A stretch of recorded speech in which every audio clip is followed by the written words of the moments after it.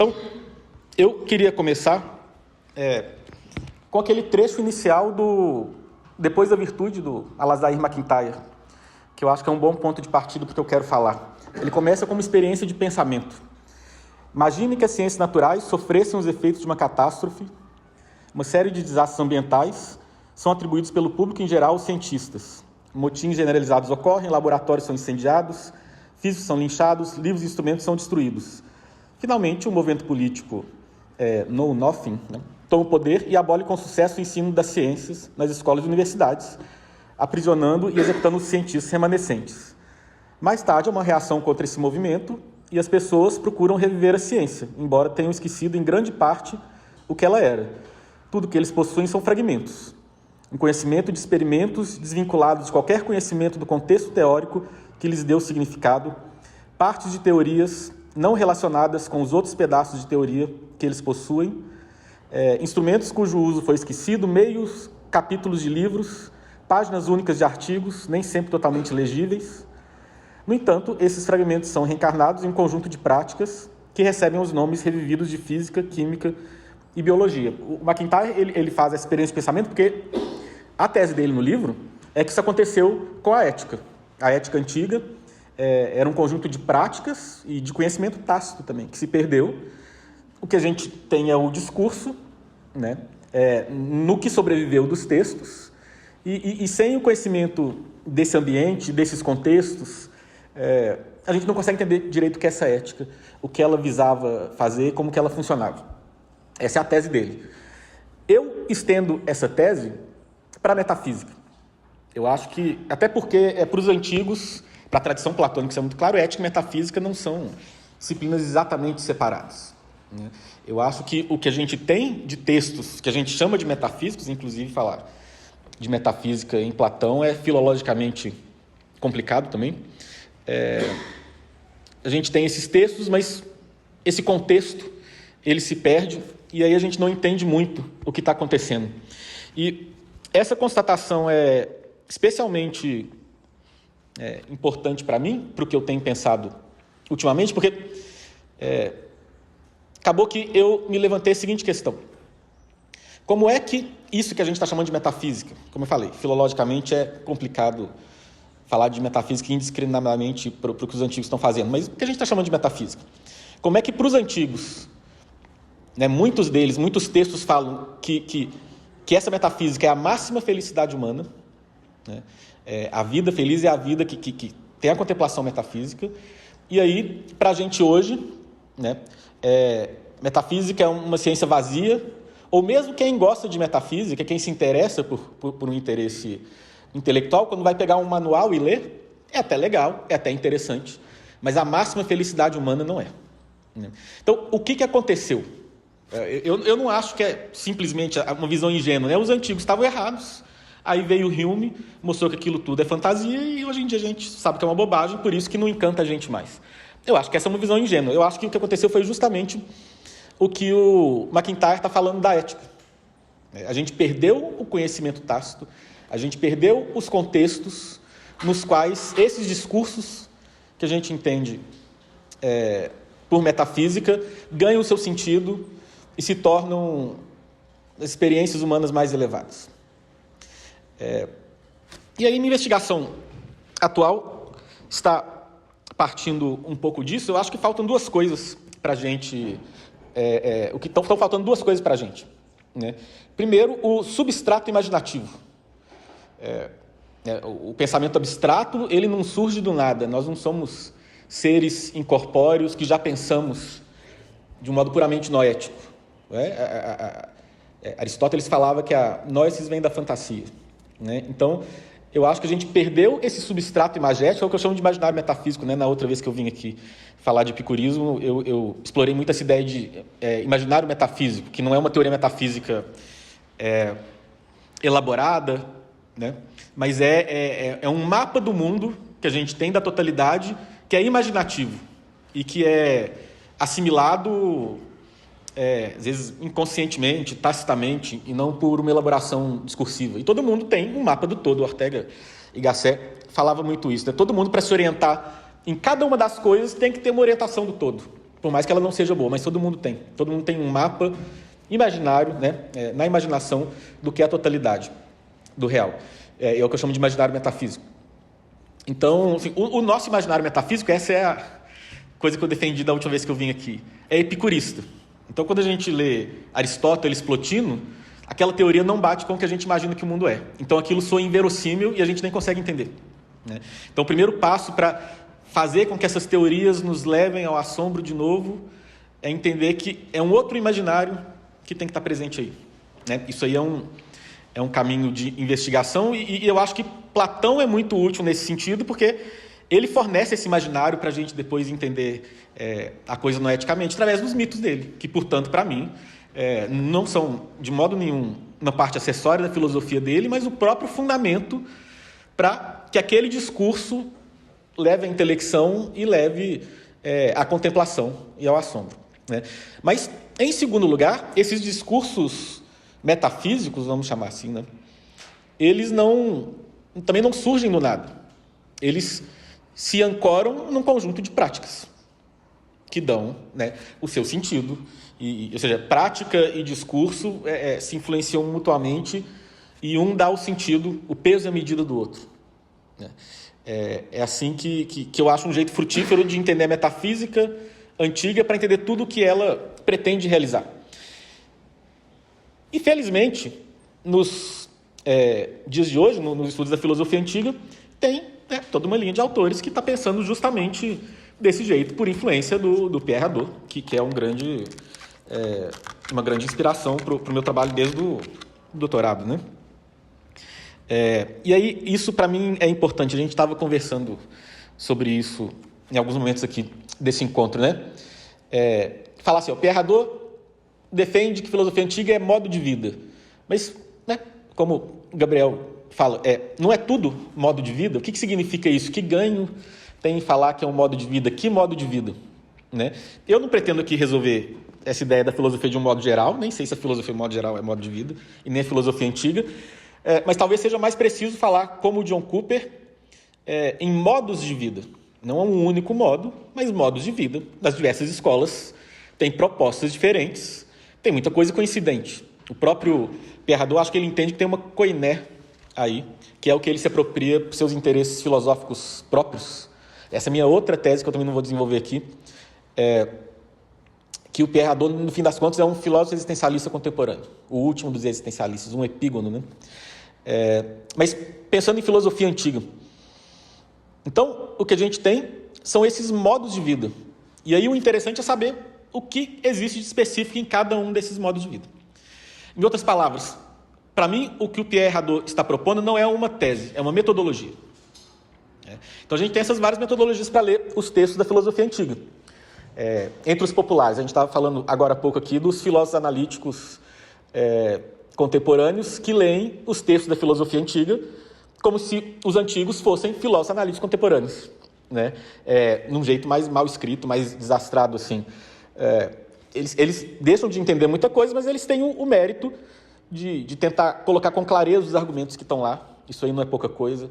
De ver a validade das teses, né? Isso tudo é bem útil. Um outro método que também é muito usado, esse método estrutural, ver a ordem das razões do texto, o caminho da argumentação, também é bem útil, né? A gente aprende a ler com profundidade o texto e os movimentos lógicos que são feitos ali. E, na verdade, um método não exclui o outro. Mas, assim, eu acho que o Pierre Hadot mostrou um outro método, né? Que é ler o texto, mas pensar o que está para além do texto. Ou seja, e é interessante porque o Pierre Hadot chegou nisso através da leitura dele do Wittgenstein. Mas é muito parecido com o método do MacIntyre, que não é um estudioso da filosofia antiga, mas ele também explora isso nos seus textos, que aprendeu a fazer isso através do marxismo dele, que aos poucos ele foi abandonando, mas metodologicamente ele pegou essa ideia, né, de pensar as ideias a partir do contexto concreto no qual elas surgem, e com resultados muito frutíferos, como a gente vê no trabalho dele, ele que é um dos grandes filósofos da ética contemporânea, né? Então, o que o Pierre Hadot fala no livro dele sobre Wittgenstein é muito interessante para a gente entender essa proposta dele da filosofia antiga como uma proposta metodológica, né? Ele fala: Wittgenstein nos dizia que era necessário romper radicalmente com a ideia de que a linguagem funciona sempre apenas de um modo e sempre com o mesmo objetivo, que seria traduzir pensamentos. É preciso também romper com a ideia de que a linguagem filosófica funcionaria de maneira uniforme. O filósofo está sempre em um certo jogo de linguagem, isto é, em uma certa atitude e uma certa forma de vida. Daí que o Hadot tirou o modo de vida, a forma de vida do Wittgenstein. E é impossível dar um sentido às teses dos filósofos sem situá-las no seu jogo de linguagem. Os antigos percebiam bem mais do que nós o sentido dessas diferenças nos jogos de linguagem. Então, essa tese, eu acho ela muito frutífera para entender os textos antigos, né? Para a gente entender o que os autores estão falando, né? Como que eles estão usando a linguagem, a nossa tendência como nós estamos no ambiente universitário, é ler como se eles também estivessem escrevendo textos do mesmo jeito, muito próximos dos textos que a gente escreve ou que a gente lê, né? Quando, na verdade, eles estão fazendo outras coisas, com outros propósitos, com outros recursos que eles mobilizam para isso. E aí é por isso que o Pierre Hadot, ele fala, né, que a vida, o modo de vida, influencia no discurso e o discurso influencia no modo de vida. Uma via de mão dupla, né? Porque o modo como o discurso vai aparecer é determinado por esse contexto, de onde ele está sendo usado, de onde que ele está surgindo, né? Como que as coisas estão funcionando para ele poder aparecer. E, por sua vez, o discurso vai determinar nesse modo de vida que tá existindo. Isso não é uma tese só sobre filosofia antiga, para o Hadot, e para mim também não. Isso é uma tese sobre o discurso em geral. Se a gente for parar para pensar e aplicar isso a nós mesmos, né, nós também, esse discurso que a gente faz hoje em dia, quando a gente escreve uma tese, um artigo, que a gente acha que é o discurso da razão, né, é um discurso que funciona e que tem o seu sentido no contexto de um ambiente universitário, né, onde um ambiente universitário de humanidades que desde o século XIX na Universidade Alemã tenta emular a imparcialidade das ciências exatas, o que não é uma coisa que nunca funcionou muito bem, mas é o que a gente tenta fazer, né? E para a gente poder falar para as pessoas que estão preparadas para ouvir e apreciar e aproveitar esse tipo de discurso, né? O nosso discurso, que parece o mais imparcial, mais que caiu do céu, ele também, né, está constituído a partir de jogos de linguagem determinado por modos de vida, por formas de vida. Os antigos também. Então, isso que o Maicon falou, eu achei muito oportuno mesmo. Pensar, por exemplo, os textos de Platão a partir do seu contexto retórico e pedagógico. Pensar retórica nesse sentido, né? Esse discurso foi criado com qual intenção? A gente se colocar essa questão, mesmo que a gente não possa responder sempre, mas colocar essa questão é importante, né? E é assim que eu estou tentando ler os textos dos antigos, todos, até os que parecem menos próprios para serem lidos assim. Por exemplo, os de Aristóteles, que parecem ser manuais, mas não são manuais, são notas de aula. Eles têm um super contexto, né, de estudantes que vivem juntos numa escola, que tem um modo de vida, e aí esse discurso ganha o seu sentido a partir daí. Mas a tradição platônica que é a minha especialidade mesmo, né? Então é mais a tradição platônica que eu tenho tentado pensar nessa perspectiva e tentar entender esse problema da metafísica que eu levantei. E aí, pensando assim, a gente pode tirar umas consequências que são estranhas. Mas, por exemplo, se os textos filosóficos são essas abstrações, e as abstrações elas sempre dizem respeito ao concreto, abstrações são explicações de uma realidade concreta, sempre é isso, né? Não existe a razão desencarnada pairando no ar. O Gabriel me convenceu que existe, mas até chegar nela, né, é um longo caminho de razão encarnada. Os textos estão num contexto, estão servindo para um propósito retórico, né? E a partir disso dá para ir chegando aos poucos numa razão pura, vamos chamar assim, né? Mas então, se a gente tem que, para entender o que os textos estão falando, para tirar deles o que eles, né, querem que a gente tire, a gente tem que entender esses contextos, e para isso, então, a gente, talvez, para seguir esse método, que não é o melhor, que não é o único, mas é uma possibilidade hermenêutica, é isso que eu estou defendendo aqui, né? A gente tem que voltar a considerar esses textos que a gente entende em geral como secundários, e às vezes nem dignos de fé, que são os bioi, né, as vidas, que são esses contextos dramáticos dos textos em Platão. Atualmente está tendo essa revalorização dessa parte dramática, nisso que se consagrou como a terceira via, né? As explicações que os filósofos estão falando do que eles estão fazendo. Isso tudo pode servir como ponto arquimédico para aí a gente entender os textos, né? E essa é a minha proposta. É interessante que esse, na verdade, é um modo tradicional de entender filosofia. Eu estava lendo o livro do Leo Catana, Late Platonism in the 18th Century German, né? Que ele está falando sobre a construção dessa visão nossa de médio platonismo, neoplatonismo, mas o que ele fala é o seguinte: até o século XVII, o modo de escrever a história da filosofia era contar a vida dos filósofos, e a filosofia aparecia como uma explicação dessa vida. E aí, no século XVIII, com a Universidade Alemã, vamos tentar fazer a coisa científica, emulando as ciências e tal, todo esse contexto, que também é um contexto de modo de vida, né? Da Universidade Alemã do século XVIII, com todos os seus propósitos políticos e tal. Alguns autores pegaram a ideia do Descartes e de Spinoza de sistema, que não é uma ideia que funciona, inclusive, na filosofia antiga, porque a filosofia antiga não é sistema, não é um conjunto de poucos princípios que você vai deduzindo as coisas, é mais uma exploração do real, né? Que não tem essa preocupação com sistematicidade, com precisão conceitual absoluta. Isso tudo não são coisas que os antigos estão preocupados. Mas aí, então, projeta toda a filosofia, todos os filósofos começam a ser lidos segundo esse modelo. E aí, claro, isso aí fazem durante muito tempo, e aí no século XIX, XX, isso começa a ser refinado, né? Mas a vida deixa de ser o central, né? Sendo que até o século XVII era, que eu também não acho o melhor modo de expor a história da filosofia, mas tem uma intuição aí, né? Não é arbitrário também, não é simplesmente ingenuidade.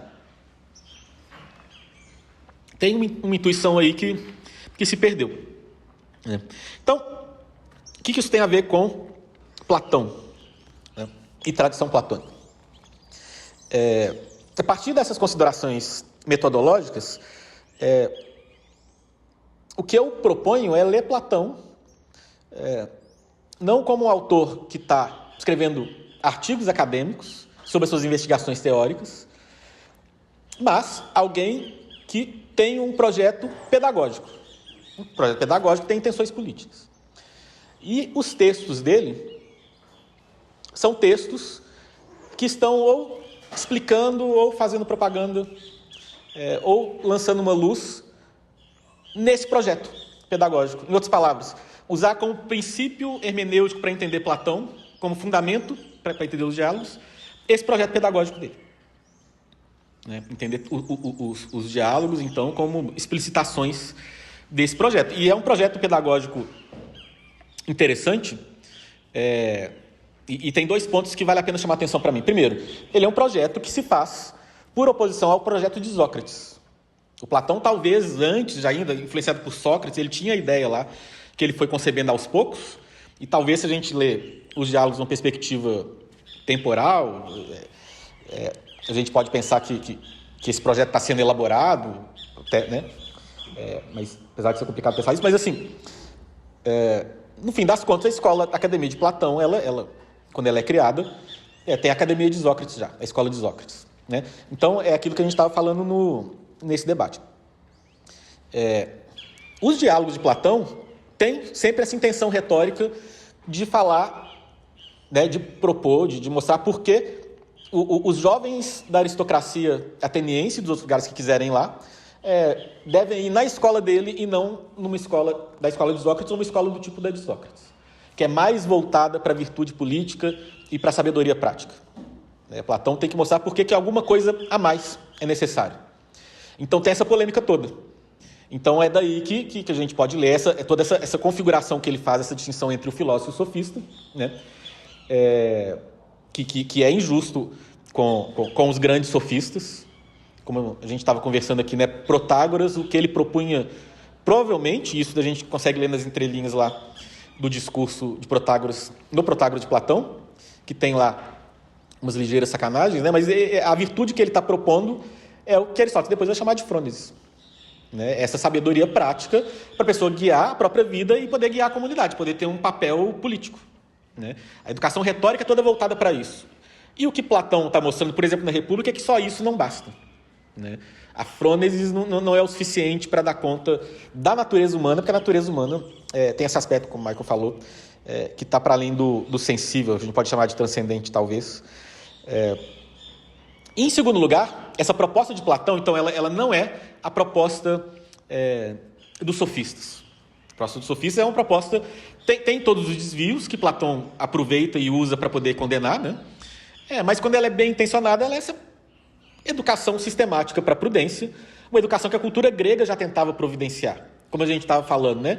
Essa prática das antilogias é um dos métodos de adquirir frônesis, porque é o jeito de ensinar as pessoas a verem uma mesma questão de várias perspectivas. E nenhuma questão se esgota com apenas uma perspectiva.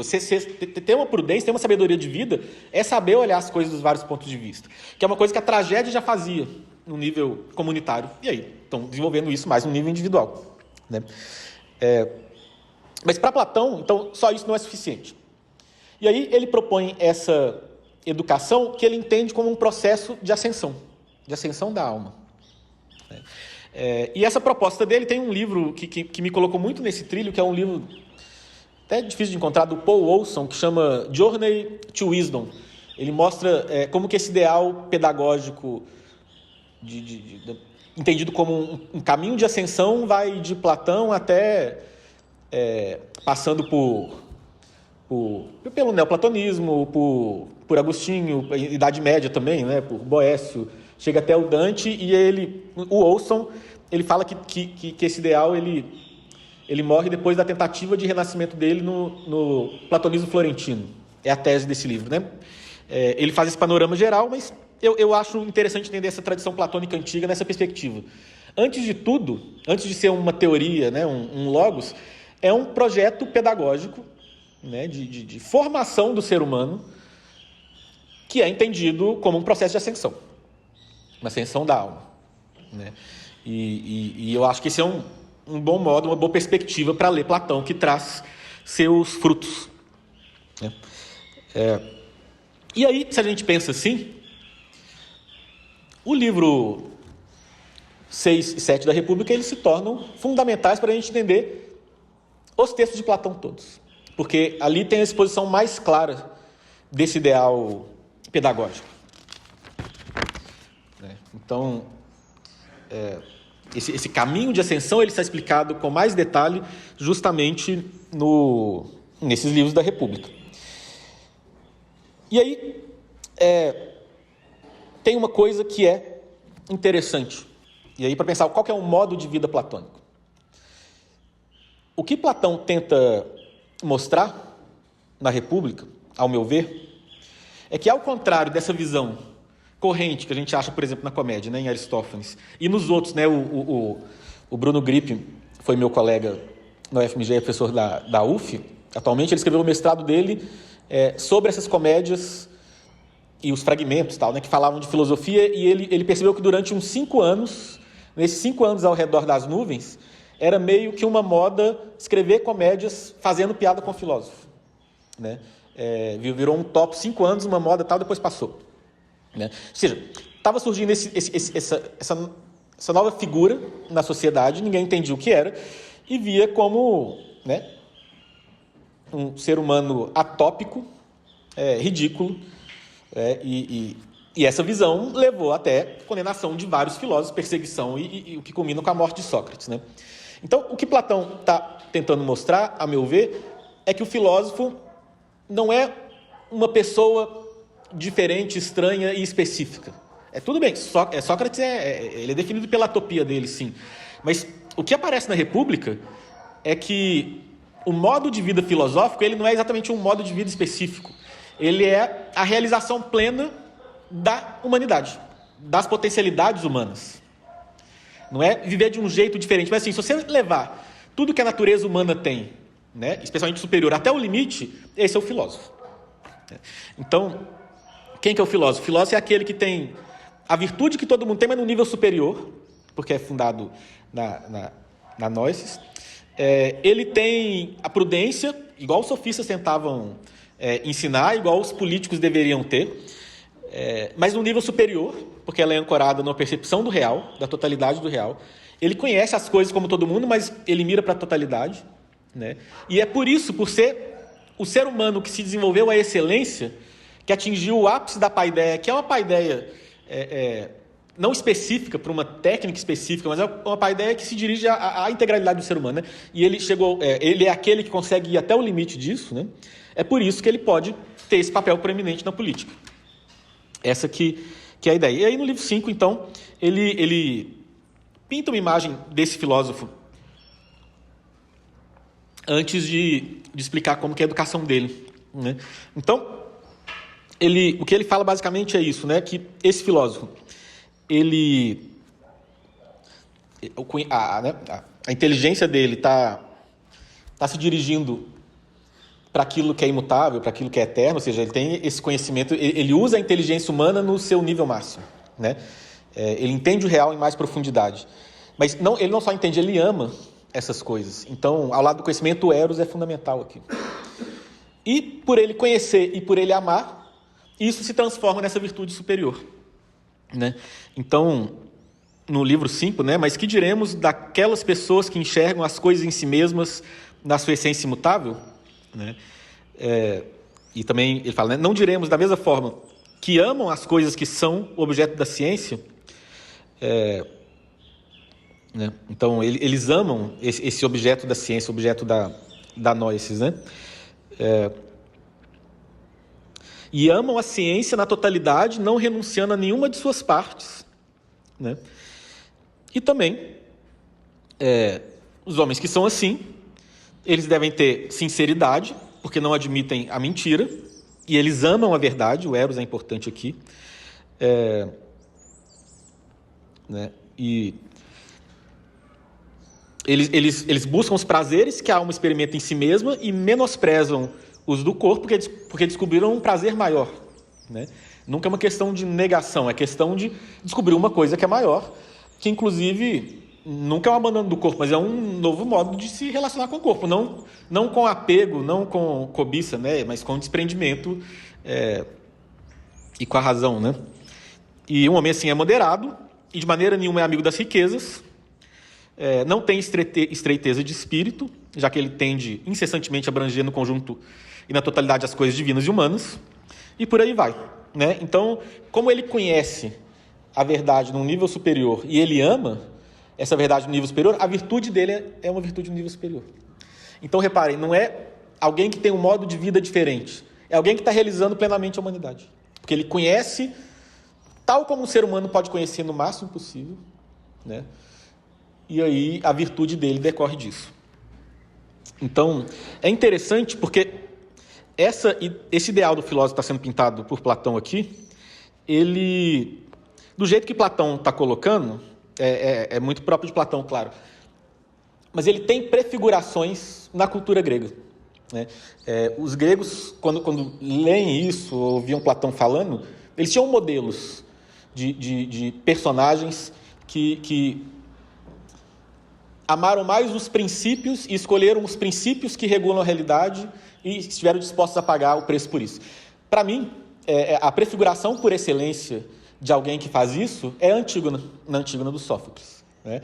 Ela prefere obedecer às leis não escritas, às leis dos deuses, que é enterrar o irmão. Tudo bem, ela ama o irmão também, mas ela coloca muito claro, eu estou obedecendo às leis não escritas, elas são leis invisíveis, ninguém promulgou, não tem ninguém falando que tem que ser assim, mas ela conhece, são princípios que ela vai seguir, e que ela prefere seguir, né, do que ter a segurança da própria vida, porque ela sabe que ela está arriscando a vida e ela vai acabar morrendo por causa disso, né?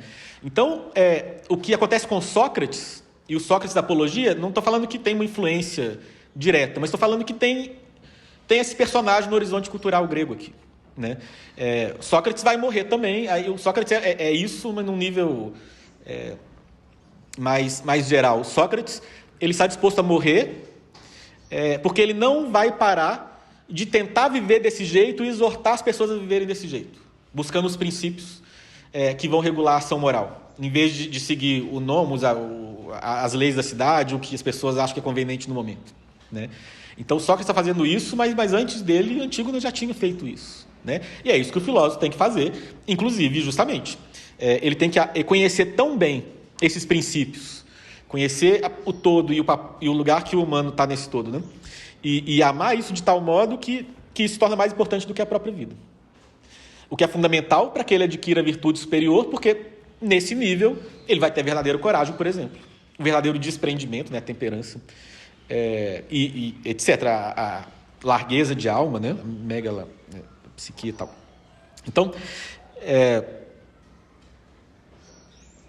eu acho que é essa visão que Platão está delineando aqui no livro quinto, né? Então, essa paideia platônica que ele vai expor na República é interessante, porque o filósofo começa como todo mundo, com ginástica e música, né? E aí ele vai falando, olha, quem quer ir além, nunca é imposto, né? Quem tem esse desejo de ir além, então tem muito a ver com Eros também, e a capacidade, né? Aí vai além, é sempre ir além, né? E nunca uma especialização, é uma especialização só num certo sentido, porque o que o filósofo está fazendo é aprender a usar a razão em toda sua extensão e mirar para o todo. Não é um conhecimento específico, mas é o conhecimento da totalidade, né? É isso que essa paideia está propondo. E aí, né? Então, tem a hora lá que ele vai descrever como que é essa educação. Começa com essa coisa tradicional da musiqué, né? Depois ele vai falando dessas disciplinas matemáticas, tem as 5 lá. Essas disciplinas que depois serão sistematizadas no período helenístico, nas 4 lá, né? Aritmética, geometria, música, astronomia, que será o quadrívio medieval. E aí é interessante, porque a musiqué antiga, ela é a origem do trívio medieval. O trívio medieval é uma tentativa de fazer o que os gregos faziam de um outro modo na musiqué, que é trabalhar as artes do discurso e tal, né? Mas é uma especificação disso. E o que Platão está falando aí dessas matemáticas é o quadrívio. Então, é interessante ver como que a educação medieval continuou esse ideal que está sendo apresentado na República, com todas as diferenciações que foram sendo feitas, mas é uma tentativa de fazer a mesma coisa, né? E com as mesmas intenções, que é trabalhar a inteligência dos alunos no nível inicial através das artes da linguagem e do pensamento, e depois um treino para captar a ordem do mundo e a ordem em si mesmo. Depois eu vou falar um pouco sobre esse papel da matemática aqui, tal como eu entendo na República, né? E aí depois, então, dessa parte, tem lá o ensino da dialética.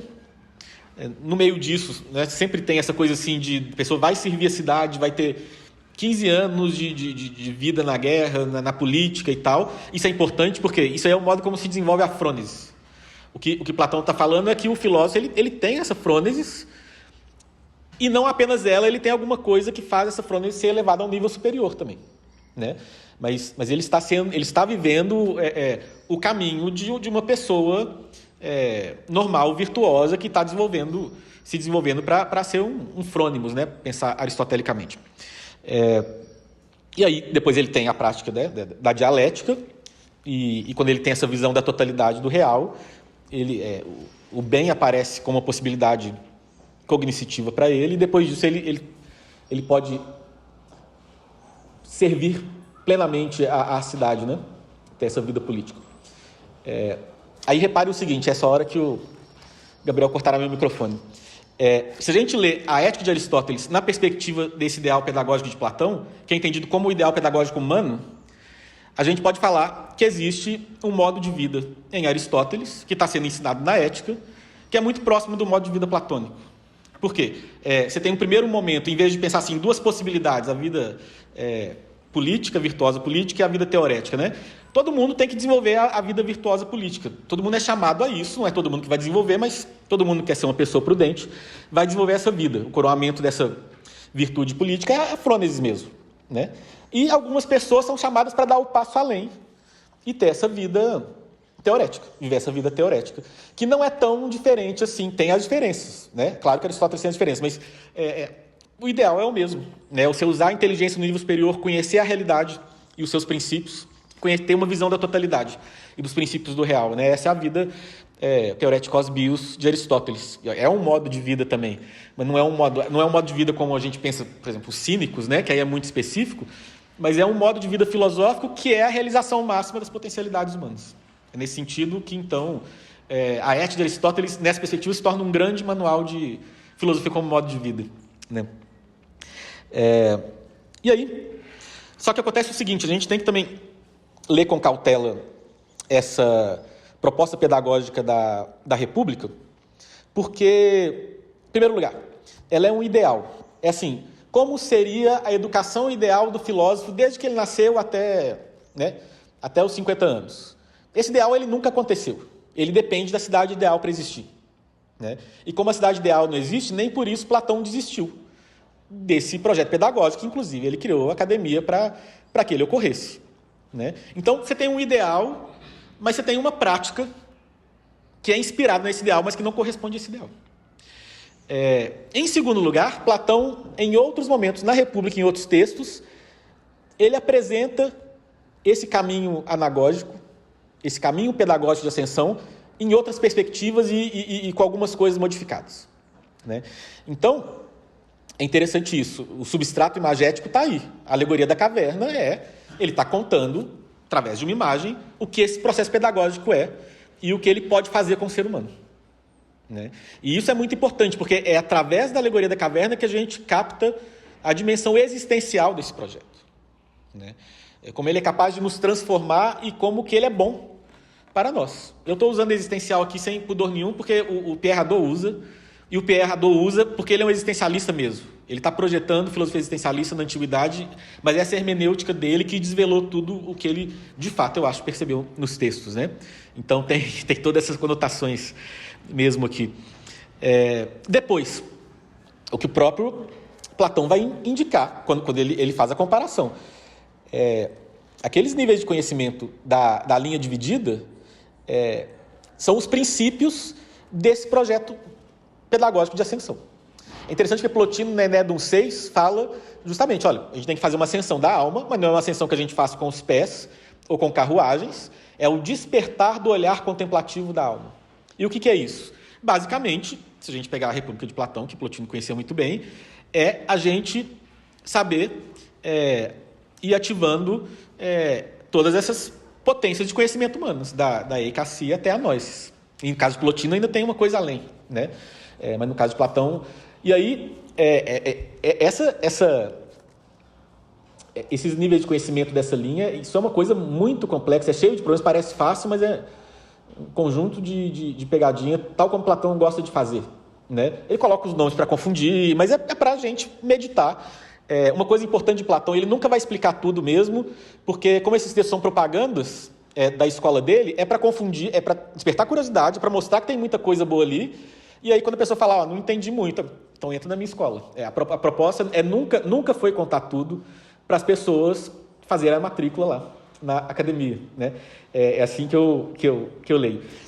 Mas é interessante o seguinte, então assim, eu não vou tentar resolver esse problema da linha aqui, porque aí teria que ser uma fala só sobre isso, e eu tenho outras coisas para falar.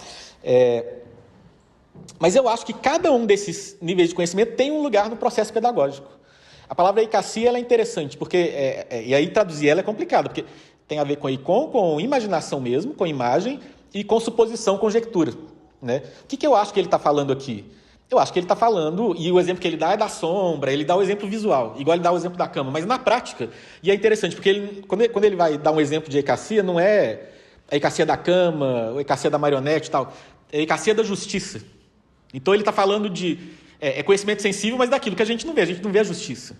A gente vê ações justas, né? E como é que a gente vê ações justas? Numa narrativa.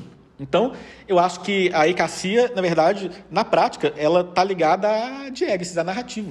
Ele está falando dos mitos. Eicasia, quando ele fala de eicasia, são os mitos. E o que são esses mitos? Essas várias conjecturas sobre o que o real é. O real sensível, né? E algumas melhores, outras piores. Depois tem a pistis, e a pistis é interessante, porque aí, quando a gente pega os comentadores ingleses que vão no texto, tal, o texto está falando, você vê o objeto sensível. Mas por que ele está chamando de pistis, né? Essa palavra é uma palavra da retórica, né? Que a gente pode traduzir por fé ou confiança, mas que na retórica pode traduzir por prova também, né? Eu não quero esgotar nem fornecer uma resposta para o que é a pistis. Eu estou falando assim, tem um contexto retórico aqui provável, dado o uso da palavra, né? E depois tem a Diana e a Nois, e o coroamento de tudo é a Nois, Né? Nós é o ponto arquimédico da filosofia platônica mesmo. E aí tem um seguinte problema quando a gente vai entender Platão e estudar Platão.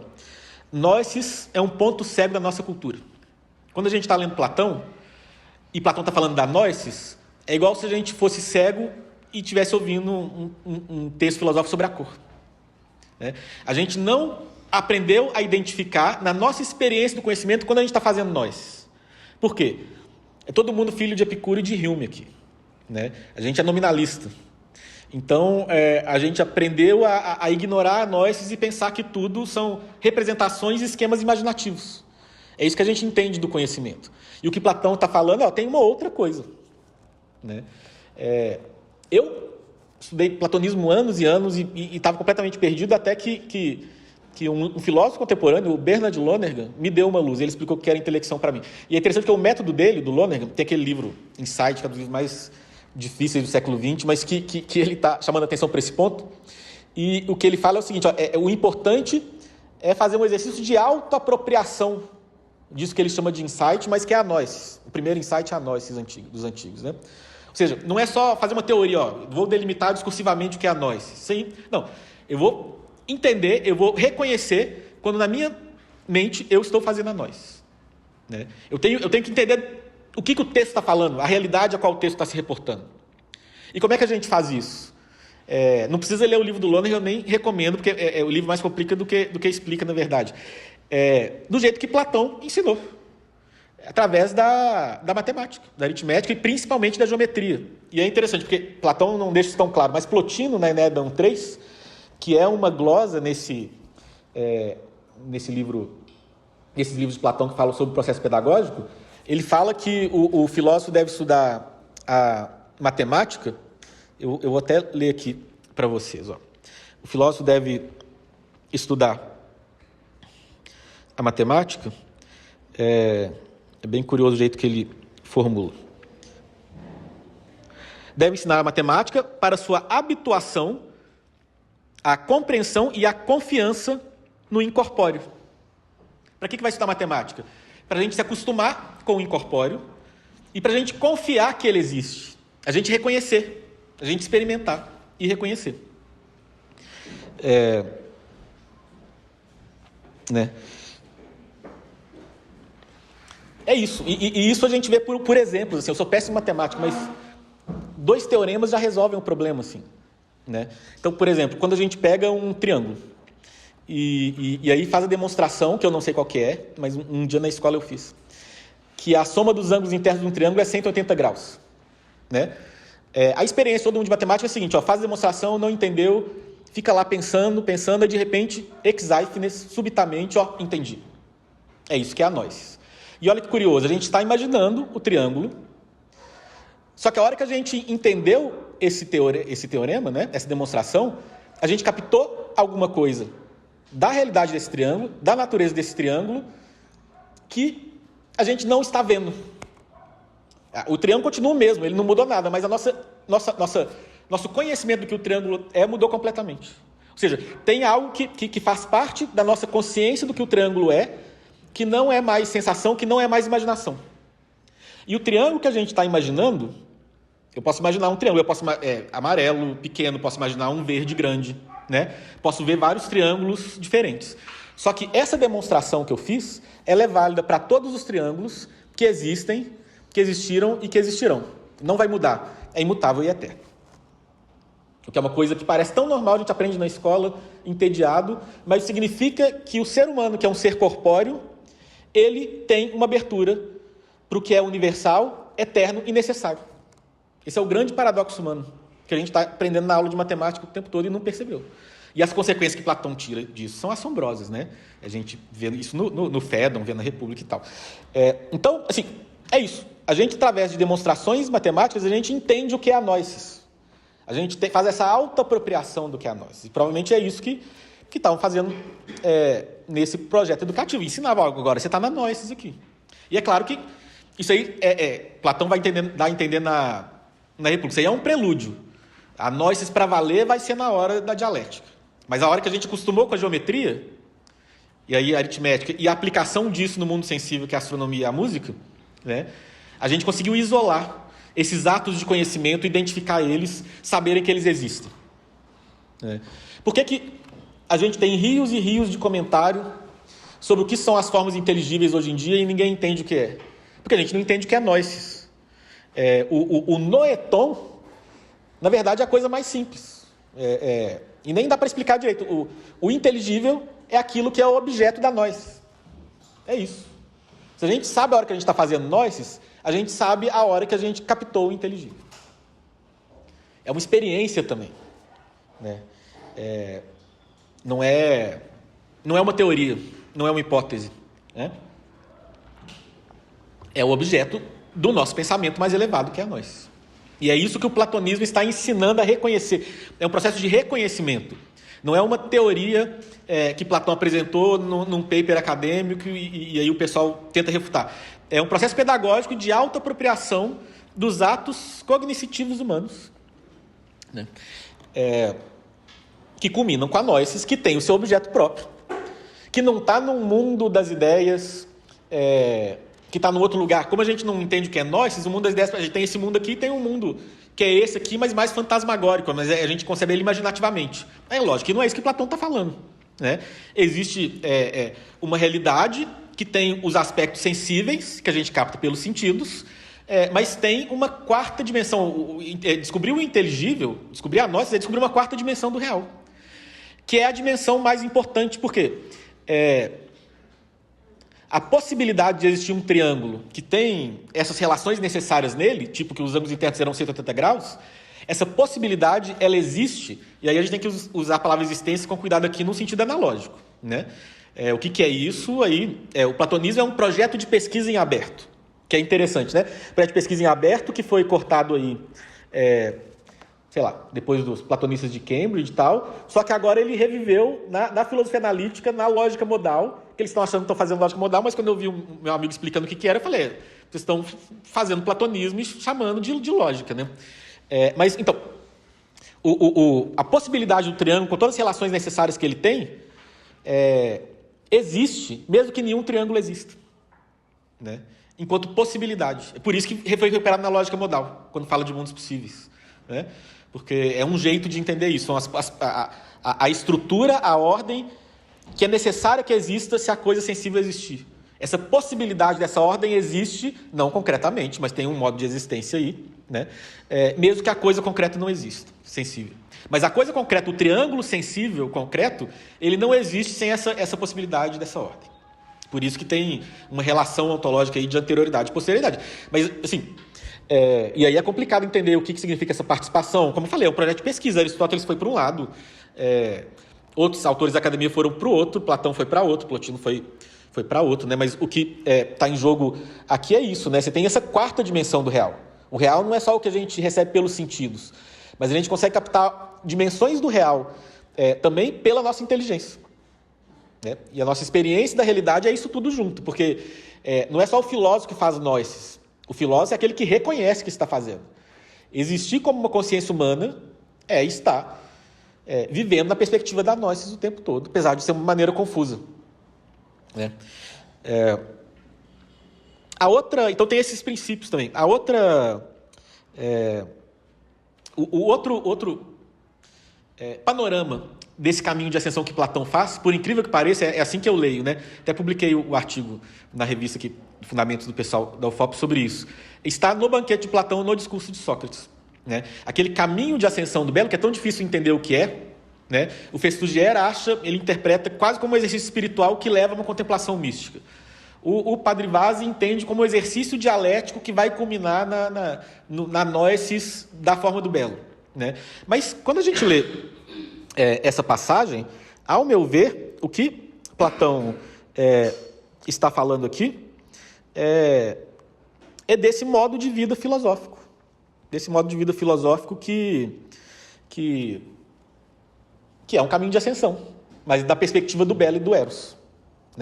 Então, aí tá, olha só, o contexto é diferente. Não está falando mais da cidade ideal e da educação numa cidade ideal. Está falando das pessoas de Atenas, os jovens, que se apaixonam por uma pessoa bonita e depois apaixona por outra, E aí um dia ela pode perceber que a beleza é muito mais do que pessoas bonitas pelas quais ela se apaixona.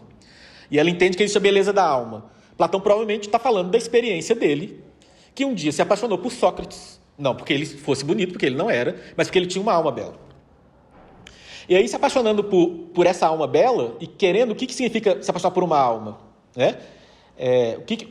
Tal como a beleza de um corpo leva ao desejo sexual, se apaixonar por uma alma bela leva ao desejo de tornar a nossa alma bela como a dessa pessoa. E aí, como que se faz isso? Essa é a próxima etapa. A gente se encanta com a beleza das ocupações e costumes. Epitêdeuma e nomoi, né? É interessante porque epitedeuma também, no plural, um jeito que dá para traduzir muito, muito possível é modo de vida. E nomos é lei, mas são costumes, ou seja, eu me encanto com modos de vida e com costumes que vão tornar a minha alma bela. E qual que é o modo de vida e os costumes que vão tornar a minha alma bela? Do filósofo. E aí a gente entende o passo seguinte, porque é difícil entender o que uma coisa tem relação com a outra. Aí eu começo a me encantar pela beleza das ciências, porque esse modo de vida do filósofo é o modo de vida que estuda as ciências. Então o que ele está falando? Agora a gente vê que tem paralelos aqui, a ascensão da República e a ascensão do banquete. Né? A hora que eu falo, eu quero ser filósofo mesmo. Né? Eu desejo, aí então eu vou passar dessa educação geral da Musiqué e vou estudar as várias ciências, que é o quadrívio de Platão e depois a dialética. E aí, a hora que eu estudar isso, e aí a partir da dialética eu entender o que cada coisa é e a relação de todas as coisas, uma visão do todo, eu vou estar no oceano do belo, até que eu contemple o belo em si. Aí esse belo em si é muito polêmico, mas eu, como bom plotiniano, entendo, e eu acho que Plotino é um grande exegeta de Platão, na verdade, apesar do que os alemães convenceram a gente do contrário, o belo, para mim, é a totalidade do inteligível. É a própria realidade inteligível como um todo. E eu acho que isso faz sentido quando a gente vai lendo, que você vai estudando as várias ciências, tendo as várias intelecções, e aí quando você tem uma visão do todo, repare, né, essa visão do todo que é a sofia para os antigos, ela não é saber todas as coisas, né? Saber o poema do Michel Temer de cor e tal, você saber o esquema do todo. O que é o todo, quais são as partes principais, como elas se relacionam umas com as outras. É uma visão geral, né? Não uma visão compreensiva. Mas essa visão geral é necessária para a sofia. E para a frônese num nível superior e para a virtude. Então, e aí ele vai falar, né? A hora que a gente tem essa experiência contemplativa do belo, que eu estou entendendo como experiência contemplativa da totalidade inteligível, que a gente conseguiu a partir de uma longa vida dedicada à dialética, ou seja, à filosofia, né? E nesse caminho já, aí a gente adquire a verdadeira virtude, é o que Platão estava falando aí no livro 5. Quando a gente aprende a amar essas realidades, essa virtude superior, ela aparece em nós. E aí o título da minha fala era Virtude e Contemplação. Né? Essas experiências de conhecimento, para quem ama conhecer, para quem entendeu que existe uma realidade para além do que os sentidos captam, que é a própria verdade das coisas. É o que existe de universal, necessário e eterno. Nas coisas aqui agora, inclusive. E aí a justiça, né? A verdade, todas essas coisas que ele fala, né? O belo, o bem e tal. São isso, né? Quando a gente vai entendendo essas coisas, é interessante, porque aí a questão da contemplação, da teoria. O que é teoria? Né? É muito, muito curioso. Eu estudei contemplação mística em Plotino no mestrado, estudei como que chega essa contemplação mística no doutorado. Aí um dia estava lá na UFMG, no grupo com o Marcelo, ele falou, mas o que é contemplação? Né? E eu não soube responder. Eu estudei mestrado, doutorado isso, e aí fiz o pós-doc com ele, eu acho que entendi o que era, que eu defino como conhecimento com admiração. Né? Mas os antigos é interessante, quando eles, por exemplo, no médio platonismo, o Alcino, ele vai definir que teoria, ele fala teoria é noesis. O que significa? Então eu entendi, o exemplo do Marcelo para me refutar era muito bom. Eu pensei, 2 mais 2 é igual a 4, eu tive a noesis, isso é contemplação? Não. Né? Qual que é a diferença? Quando a gente vai ver o que Platão está falando de noesis, é a noesis da justiça, da coragem, da temperança, do belo. Ou seja, são esses princípios inteligíveis que ordenam a nossa experiência do sensível e ordenam o nosso modo de ser no mundo, o nosso modo de vida. A hora que eu entendi o que é a coragem, agora eu posso agir de um modo mais corajoso. E todas aquelas minhas experiências de coragem que eram fragmentárias, elas ganharam um fundamento. E aí isso provoca admiração em mim. Eu falo, nossa, é esse assombro, é esse deleite, esse patos que Platão fala tantas vezes que a filosofia, quando está funcionando, desperta. Né? Agora eu entendi o fundamento dessas coisas todas que eu estou lutando aqui para ver se eu consigo acertar. E isso é maravilhoso. Isso provoca o assombro, isso provoca o eros. Isso provoca o eros porque isso se torna conhecimento encarnado. Isso reflete na minha vida, na virtude, e reflete na comunidade. Às vezes a comunidade querendo me matar, às vezes a comunidade querendo que eu me torne o rei. Né? Controverso, mas se reflete, tem essa dimensão política também. Né? Então, é isso. Esse caminho da gnosis é um caminho de contemplação. Ele é uma experiência do ser humano como um todo. Você tem a gnosis, mas isso reflete no ser humano como um todo e na sua vida. Né? E essa teoria leva à verdadeira virtude. Eu queria acabar... na verdade, o que eu queria mesmo hoje era falar do elogio a Orígenes do São Gregório Taumaturgo, porque lá, esse texto que pouca gente conhece, é um texto que o São Gregório Taumaturgo fala como é que era ter aula com Orígenes, que era um filósofo platônico, cristão, mas ele estava dando aula de platonismo.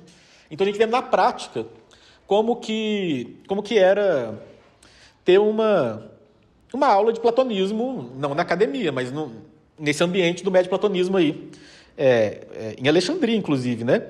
Eu vou ler só rapidinho aqui, talvez eu passe 5 minutinhos, mas como a gente antecipou, mas eu vou ser rápido e não vou enrolar não, né? Mas então, o que o São Gregório Taumaturgo fala, né? Primeiro, Orígenes seduziu ele e o irmão por meio das palavras. Então, a primeira coisa é a retórica. Eles tinham tido essa educação retórica, inclusive. Né? E aí o Orígenes ele vai seduzir eles com palavras. E aí o Orígenes começou a educação filosófica. A primeira etapa é despertar o desejo. Justamente, isso, platonismo, a gente acha que platonismo é desencarnado, é abstrato. Platonismo é a filosofia que leva mais a sério o eros como motor do caminho filosófico, porque esse caminho de ascensão ele é duro. Se você não amar muito ele, você nem vai cumprir e nem vai vir a virtude, né? Que é consequência dele e que encarna ele. Né? Isso foi feito com panegíricos, argumentos e amizade. Esse que era o método. Então tem esse papel da filia também, que é muito explorado no banquete. Né? O banquete está pegando essa relação da pederastia ateniense, tirando o elemento sexual e falando, mas é assim que vai funcionar. Porque esse eros, ele é encarnado também. Você não vai se apaixonar pela geometria de Euclides, pelo menos não de primeira. Você vai se apaixonar por alguém, e se apaixonar não sexualmente, você vai admirar alguém, né? Essa figura carismática que ama a geometria de Euclides, e aí você vai amar ela por causa disso. Tem essa mediação do humano, né? Então, essa coisa da filia aqui. Suas palavras eram condimentadas com doçura e agrado, mas por vezes com persuasão e força. Orígenes dizia que só vivem realmente os que vivem segundo a razão, que vivem retamente, que conhecem a si mesmos, bem como qual é o verdadeiro bem do homem, assim como o verdadeiro mal. Censurava a ignorância, ou seja, o discurso retórico é a fase inicial dessa educação platônica, tal como Orígenes praticava. E é interessante, tá? Orígenes é um cristão, mas o professor de platonismo dele foi o Amônio Sacas, que foi o professor do Plotino. Então, o que o Orígenes está fazendo não deve ser tão diferente do que o Plotino fazia, na parte platônica, né? Censurava a ignorância e os homens que, como animais racionais, não conheciam a si mesmos e andavam errantes, né, o Planner, aí, buscando como bens verdadeiros a riqueza, a honra e a força do corpo. E aí formou com eles uma amizade profunda e proveitosa. Né? Então, uma fagulha caiu na alma dos irmãos que inflamou neles o amor pelo Logos divino. Né? Aí que o Gregório resolveu renunciar aos estudos de retórica, a pátria e a família, estimando apenas a filosofia e o homem divino que era seu mestre.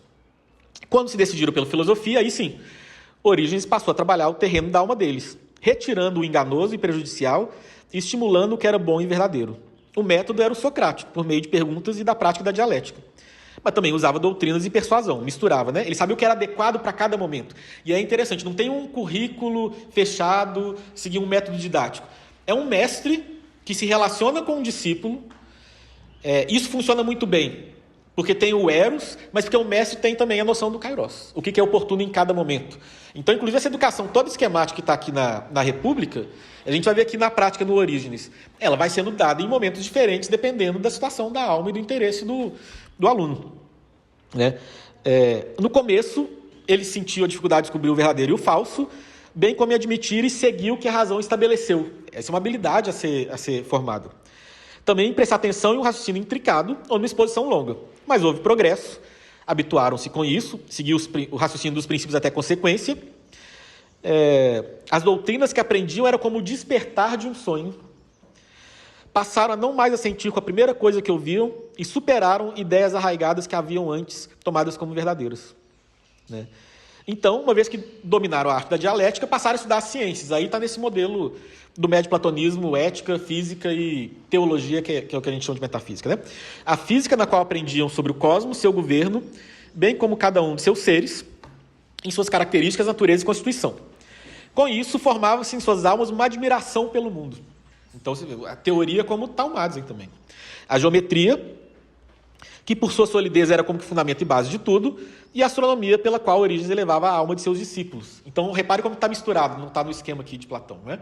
Porque o mestre ele tem essa liberdade de ver o que vai funcionar em cada momento. O trabalho ético era central, é modo de vida ao mesmo tempo, né? Orígenes moldava a alma de seus discípulos, ensinando a teoria e os exortando, mas também por meio de obras e com seu exemplo. O exemplo é fundamental. Modo de vida se aprende imitando uma pessoa que você admira, né?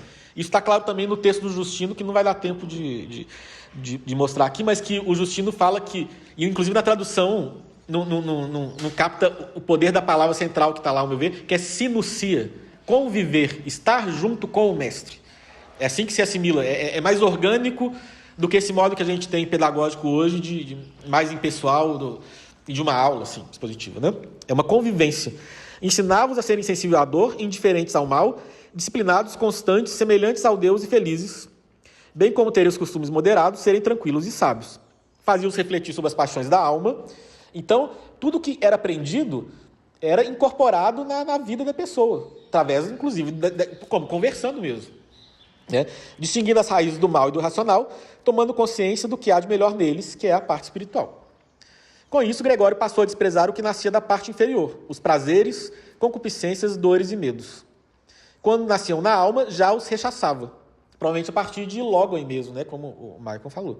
Que isso aparece em Plotino também. Plotino dá a imagem assim, que a hora que o filósofo faz isso é como um sábio, um vizinho de um sábio que se envergonha diante dele.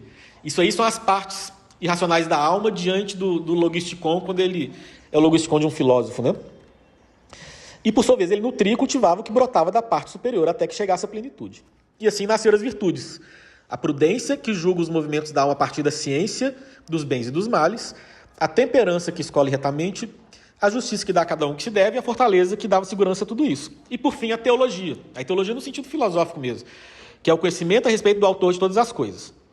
Fazia seus discípulos conhecerem todos os filósofos poetas, gregos e estrangeiros, à exceção dos epicuristas, que considerava ímpio o seu ateísmo. Os epicuristas sempre tomando na antiguidade, né? Ensinava a levar a sério o que dizia. A proposta era que, pela pluralidade de ideias, não deixassem que apenas uma dominasse a sua alma, enganando-os e fazendo com que desprezassem as demais. É ver o mundo pelas várias perspectivas para que uma ciência precisa nasça, né? Mas também acompanhava ele em seus estudos, mostrando os enganos e recolhendo o que havia de útil e verdadeiro. E aí, como é um autor cristão, né, tinha um estudo das Sagradas Escrituras também, né? Mas era isso, né? Essa é a prática aqui que o Gregório Taumaturgo falava do Orígenes, né? Então, para terminar, o que eu queria falar é que essa abordagem, né, de tentar entender Platão a partir da proposta pedagógica dele, lança luz sobre várias questões. Os textos platônicos são repletos de paradoxos, né? São textos escritos, sendo que o Fedro fala contra a escrita, tem na República critica os poetas e a Mimesis, mas são textos extremamente miméticos. No banquete, isso é maravilhoso, né? O Apolodoro contando para alguém o que ele contou para outra pessoa, que foi o que o Aristodemo contou para ele, e aí na hora de Sócrates, é Sócrates contando o que a Diotima contou para ele. Quando você conta, tem 7 níveis de Mimesis. O filósofo fala contra a Mimesis, mas ele chegou na Mimesis nível 7, né? A posição entre mitos e logos, ela aparece, tem artigos que falam sobre isso, em Platão. Antes disso, mito significa discurso, né? Mas e aí tem essa oposição de mitos e logos, por exemplo, tem autores que leem isso no Protágoras, colocando uma hierarquia aí. Mas é o maior criador de mitos depois de Homero e Hesíodo da Grécia, né? É aquele que critica os sofistas, mas que é um mestre da retórica, né? É aquele que propõe uma cidade ideal que fala que ela é impossível. O que significa esses paradoxos platônicos? Eu acho que na proposta pedagógica eles se tornam inteligíveis. Por quê? Os textos de Platão, eles nunca foram para ele um fim em si mesmo. Eles são textos que apontam para o que está além deles. Primeiro, para vida filosófica e um ambiente filosófico, por exemplo, academia, mas não precisava ser academia, né? Mas para conviver com filósofos e buscar essas coisas que aparecem fragmentariamente, é de propósito que elas aparecem fragmentariamente, né? Para a pessoa buscar a vida filosófica e a convivência com um filósofo, a partir do qual essas coisas vão ficando claras, né? Mas em segundo lugar, porque quando a gente entende esses níveis de conhecimento, a gente entende o seguinte também: a gnosis, ela está para além das palavras, do discurso, né?